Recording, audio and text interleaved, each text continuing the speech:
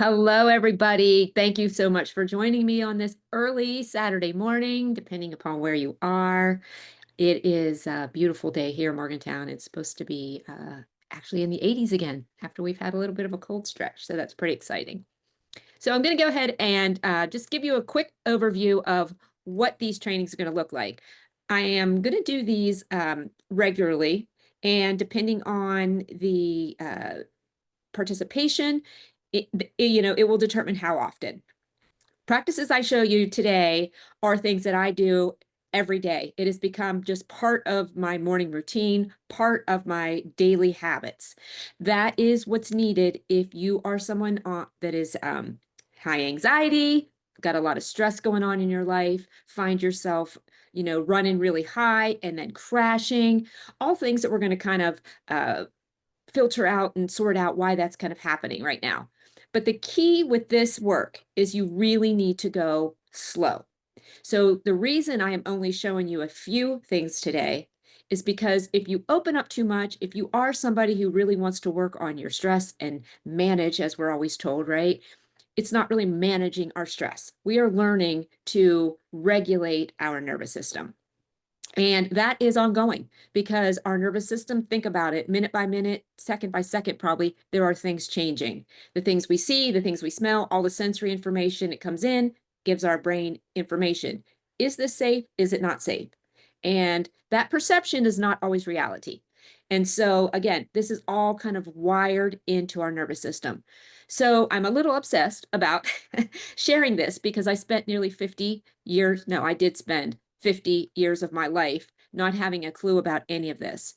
And it wasn't until I turned 50 and got into health coaching, and then it evolved into this trauma-informed approach that I realized the different life that you can have, it just knowing these tools. Because not even if you haven't had early adversity in your life, there is still stress. I mean, turn on the TV, right? And everything is filtered on and pushed out in a way that is to evoke fear.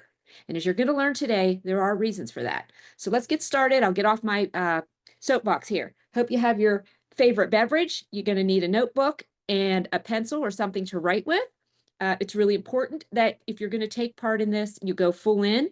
And I'll tell you this because I would hope you're not like what I did, and that is, oh, I've got this, or oh, I just write down the things I think I need, and I let the other things go. I'm going to ask you to open, you know, don't keep that narrow view, right? That tunnel vision of how we think things are supposed to be. Because if what we were doing was working, then we wouldn't be sitting or we wouldn't be having these kind of trainings. So first I have to start out with a disclaimer. Of course, everything that I tell you is just for informational purposes only, to educate, empower you to take an engaged role in your physical, emotional, mental, spiritual health. This is not in any way meant to diagnose, prescribe, or replace any type of medical treatment. And so, I encourage you, if you're working with a therapist, if you're working with your provider, you can have conversations about some of the things we're doing and, notice whether they're helping. And I really encourage you that if you start to really notice a difference, if you stay committed and start to notice the difference internally that you change, that you do share it with your providers. Because I feel like the more that we keep bringing this stuff to the forefront, the more that people are going to come on board. And it's happening more and more right now than it ever did in my 30 years of healthcare, but we want to keep that momentum going. I will draw from my experience as a health coach, from my personal experience with burnout, and it all filtered down to these very things we're going to talk about today. And friends, if I can prevent anyone from being where I was 3 years ago, it is my life's mission to do that. I believe the health journey is a partnership of three. You, the client, me, the coach, offering you a client-centered approach unique to your needs and your family needs. And please know these are all meant for your children and your families, because my focus is actually birth to 7 years old, but it starts with the family and it starts with us, right? We are their safe place at that age. And also, along with your provider, we will create, our goal is to create this freedom. And I have a freedom framework that I'll talk to you a little bit more about as we go through. So right now I'm going to share my screen with you so you can see. There we go. Screen there. And hopefully you can see that. I just lost it. Okay. So again, we're going to kind of look at this. I just went through the disclaimer with you. And then as we are in this group, we are also going to have agreements, because it's very important, not only for me, but for you, to keep this a very, very safe place. Many people think when you start doing this work, you got to go back and revisit scary or uncomfortable times. And most of us probably have done that, right? We do it in therapy, where we were taught, if you talk about it, you know, if you talk about it, time will heal our wounds, or you got to feel it. Well, yeah, you got to feel it when your body feels safe to feel it. But the whole thing, I think, that's gone on in the last, decades, is that it's just the sequence of the way things were being done. I think there's good in all those things. I think there's good in therapy. I think it's actually essential to feel, to be able to heal. But the biggest part that we've all missed along the way is that safety aspect. So agreement number one is we agree to be present to the best degree possible, and that's good enough. I understand if you are stressed out right now, you got a lot of things going on, your attention may waver in and out. That's why we're going to make these really short, 30-minute, and that's it. We're in and we're out.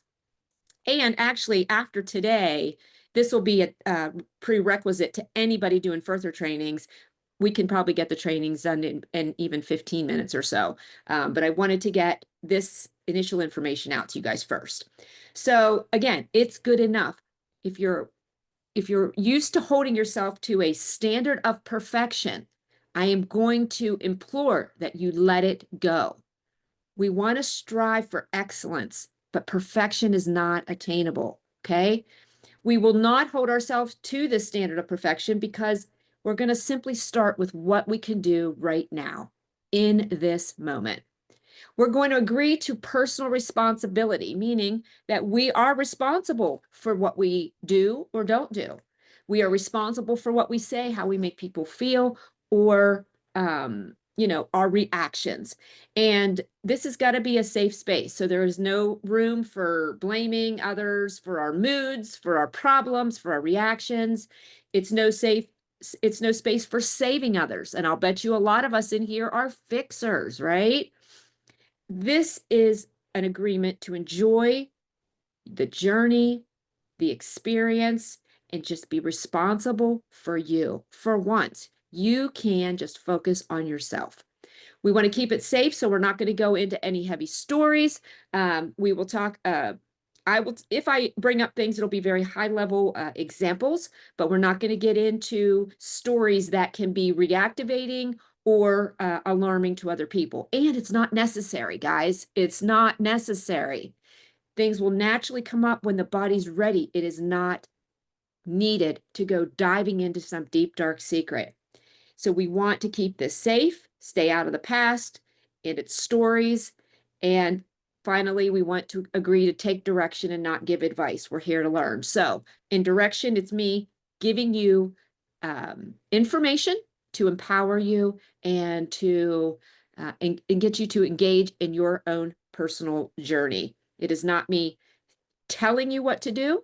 I will give you suggestions from what I've learned from my education, my experience, and of course, it's up to you. And as always, check with your provider.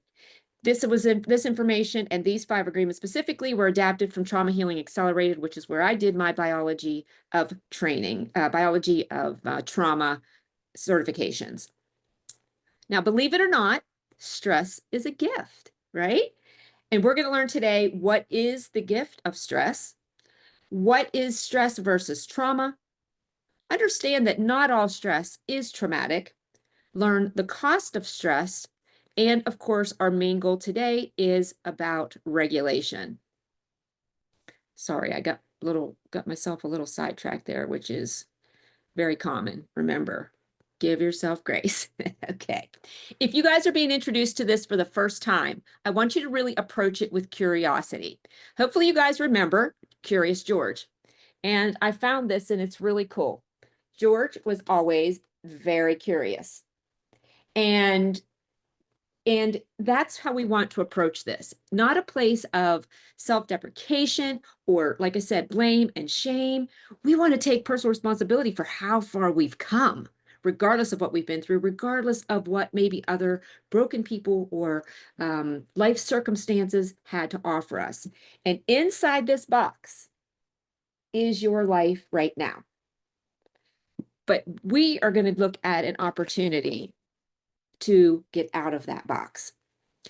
Now, what is the gift of stress? So we live in a world that puts a lot on our plate. Sometimes it is just entirely too much. And then while stress is part of life, there's a big difference between stress and trauma. If you've been in any of my courses, you're going to hear me saying this over and over and over again, because I've realized that depending on where you are in the moment depends on what you hear. And sometimes we just hear it differently. When we know this difference, it can change our lives. It can change the lives of our kids. Now, stress itself is not the enemy. It's actually your body's built-in alarm system. It's what gives us the energy to fight, to flee. It is a stress response that, a cascade of different chemicals are released, and that, we've got to now focus on the threat at hand. Okay.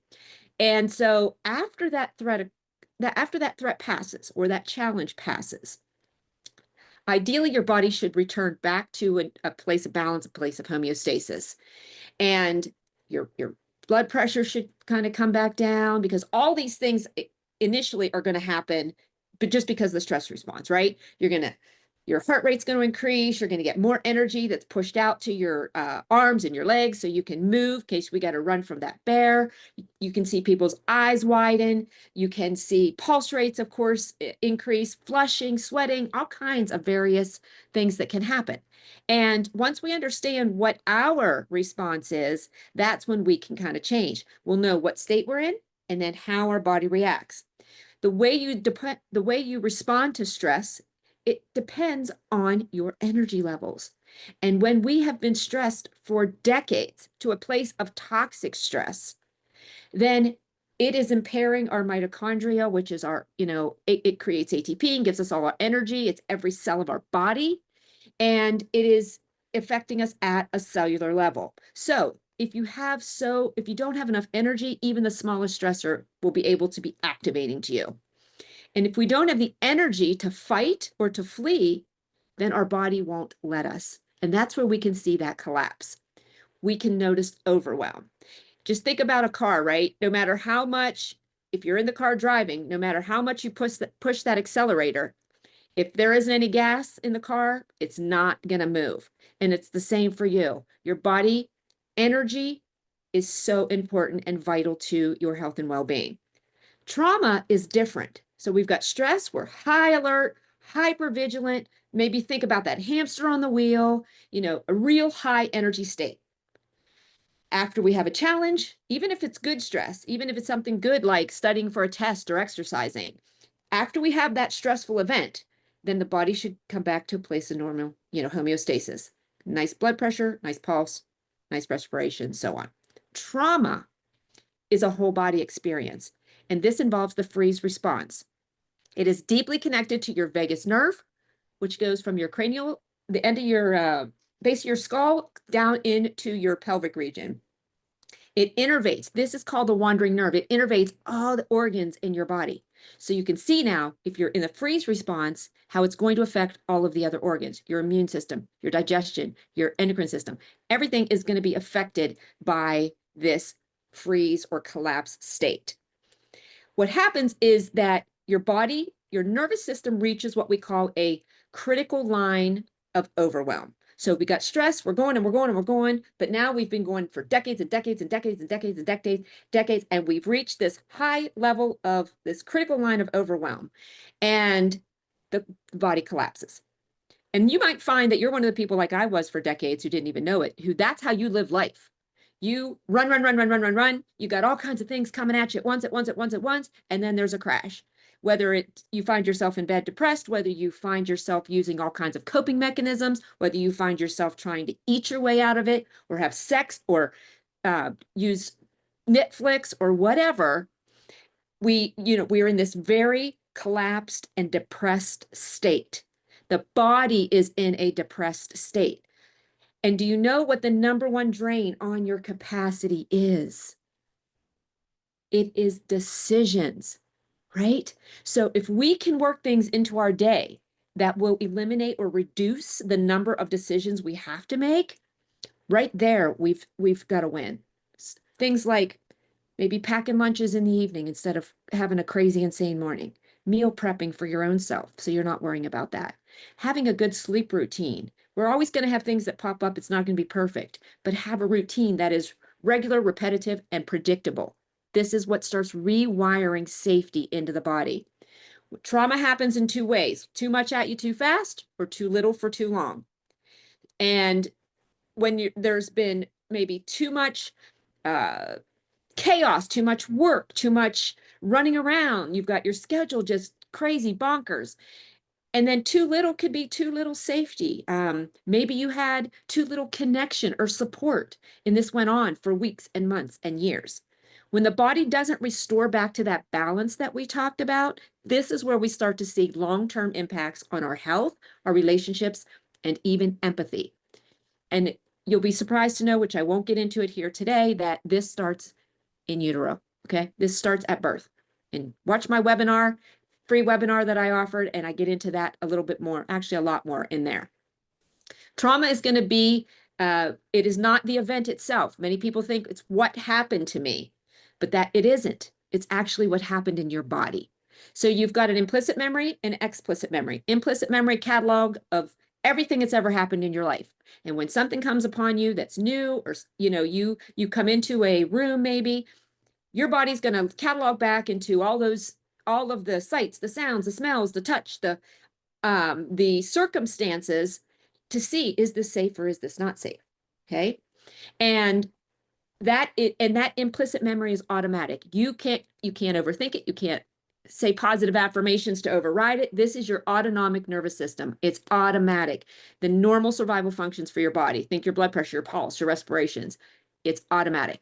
Explicit memory is the event in the trauma, right? It's what happened. So I'll give you a quick analogy. If you saw my other training, I apologize for repeating, but I had a car accident. I'm driving down the road and hit black ice. The car starts to swerve. I see I'm going to lose control and I'm going to hit a brick wall. And so that is the event. That's the facts of what happened. On this date, at this time, I hit black ice, crashed into a wall.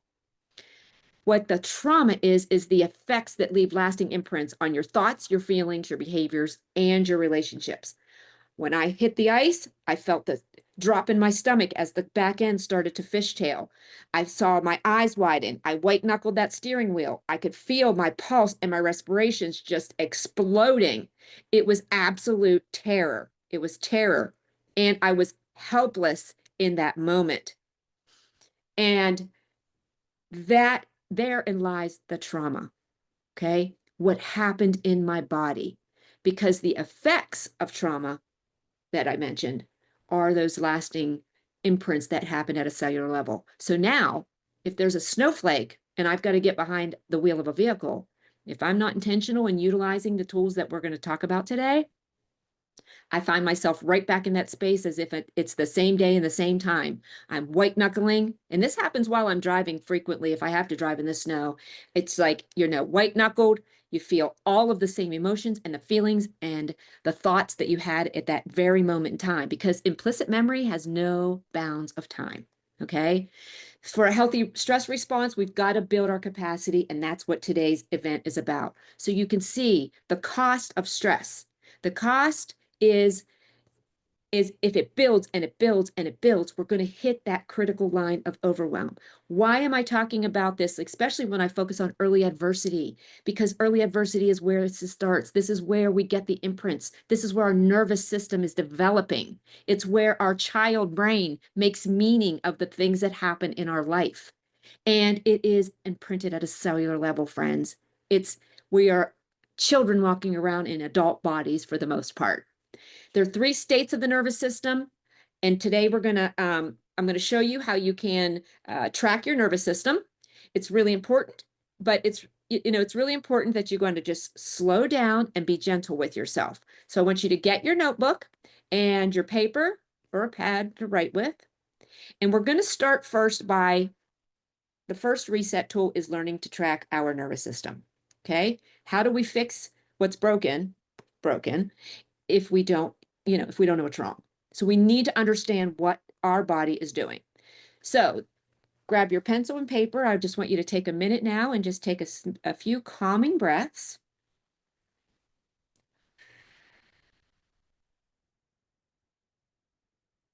Let's do that one more time.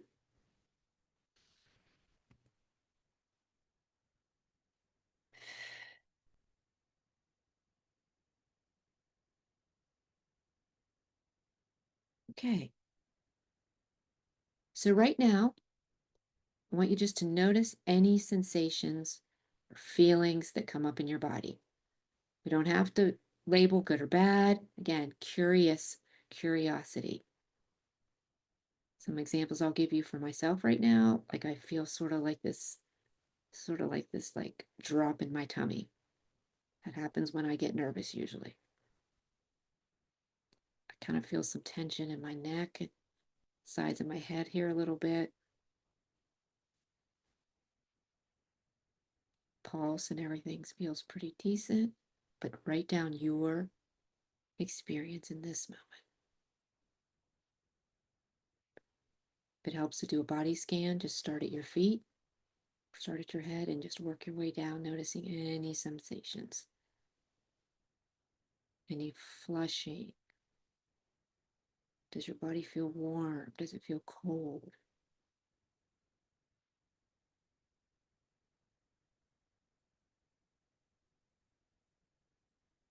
Okay. So I want you to make sure you're writing these things down. I'll give you here about another 30 seconds. I'm going to be quiet, and I want you just to kind of notice right now any other sensations that you want to write down.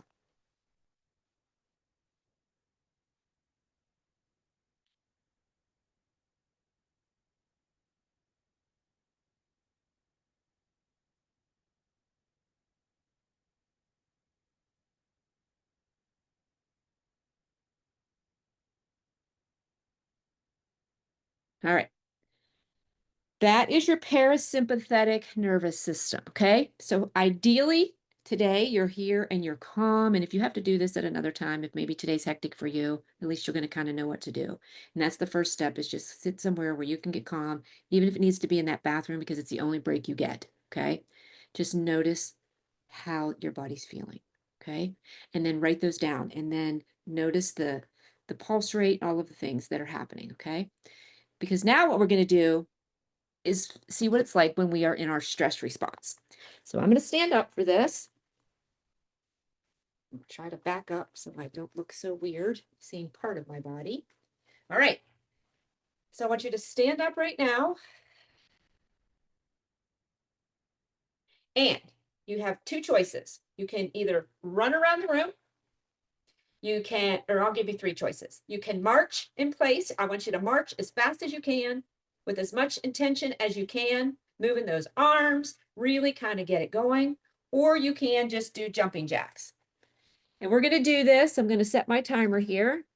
And we're going to do this for 1 minute. Okay. So let me set the timer. You guys are going to hear it when it goes off too. Okay. All right. So ready?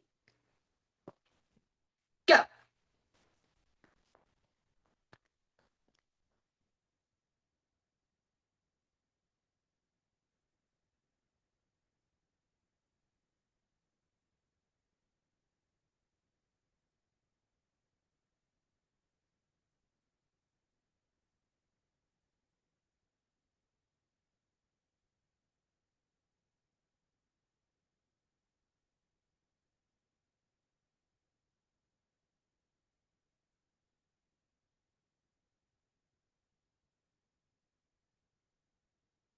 You got this. 20 seconds.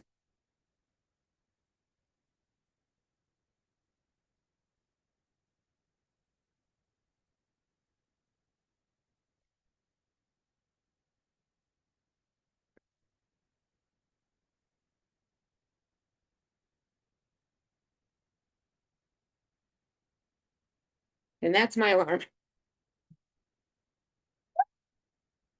All right. So sit down, grab your paper and your pencil. So we've done what can be considered a good stress, but the idea is to put stress on the body. So now we want to notice the sensations that we're feeling at this point. Increased pulse. That pain in my head actually is a little worse right now.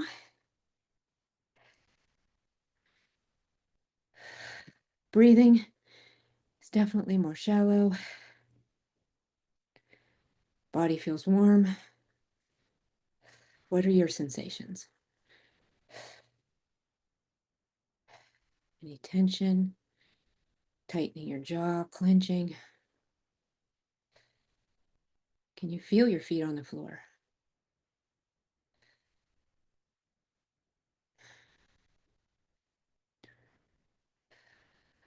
Okay. Your nervous system is like a smoke detector that keeps going off even after there's no fire. So if we can't bring this down, if we can't bring our body back down to this place of homeostasis, then we are going to see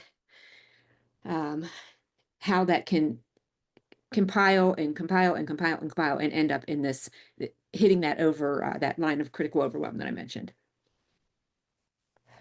So I have a tracker, a nervous system tracker, which you will get with your email with the replay.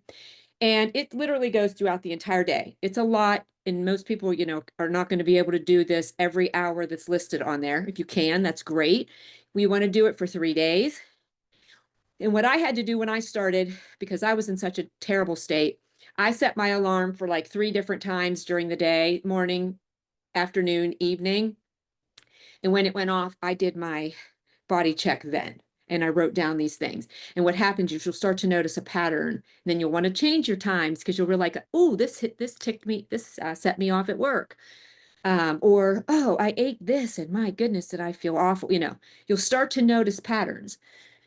But right now, the idea was to see what your body sensations were at that state when your body felt calm when we first started, and now realizing how that body feels, that high energy, or maybe you feel more beat down, and that's perfectly normal, friends, if you are fighting and struggling with the freeze response, and that was me on the road to burnout. Okay. Any type of exercise just wiped me out. It was more, even the good stress I couldn't do at the time to that intensity because it was more, it put my body, that capacity that we're building, it put it over, couldn't do it. Okay. And these are things that happens, and these are things you learn through coaching too. Even certain foods, if you're in a freeze response, you're not going to want to eat heavy foods, right? Because you're not digesting at that point. So that's not going to make you feel good. So the first step is learning this right here, and that is how to track your nervous system. Next is I'm going to include the tracker for you, and I'm also going to include Dr. Aimie's 21-day journey. It's where you go and she teaches a class for 21 days where you learn these exact things in more depth, 21 days, how to keep yourself safe when your body feels safe, how to add that support. And then when your body is in this really good and calm state, then that expansion and that growth that happens. Now, orienting, most people have probably heard of. And again, we got to start with some small steps here today because you don't want to open up too much too fast if you have had a lot of adversity, or if you do have a lot going on right now where, even talking about it can bring you to tears. I know I sat just in a frozen, numbed out, completely dissociated state at first when I learned this. And I had to actually go through that 21-day journey twice because I couldn't feel anything. And if that's your case today, that's okay too. That is okay. Curiosity is what we're looking at. We want to keep we want to give our body this felt sense of safety. So the first step is knowing what state are we in, okay? Then the first and easiest way you can bring yourself back into the present moment is orienting. And I never used to take this seriously, but I didn't understand the eye tracking and all of the different things that happen in the body and the nervous system level when we do it. So when you orient, I want you to feel your feet on the ground. Literally, if you have to dig them in, like I used to have to dig them in because I didn't even feel my feet beneath me. Your butt, if you're sitting down, feel it on the seat. I want you to look around, and I mean look around, all the way around. Look behind you. I want you to look underneath things, make sure there's no monsters in there, especially if that was something that you would do as a kid. If you've got to get up, look around the corner, make sure you're safe. That'll take you, that can take you 10 seconds. And that in itself, so you see that deep spontaneous breath, that is nervous system regulation. Something that simple can literally just bring your nervous system back in the moment. The other thing we're going to talk about here is the breathing. So if you were like I am, deep breathing, when someone told me to do that, I wanted to throat punch them, right? It's like, no, deep breathing doesn't feel good to me. So I like to say, take calm breath as deeply as it feels comfortable for you. Take it in, preferably through your nose, and then just blow it out. And the longer you can blow it out, the more it's bringing in that parasympathetic response, bringing you back to that calm. So your belly should, this is the other thing, I was breathing incorrectly. When you breathe in, belly should go out like a tire, blowing the tire out. When you blow it out, tummy should come in. Nice and slow, as long as you can.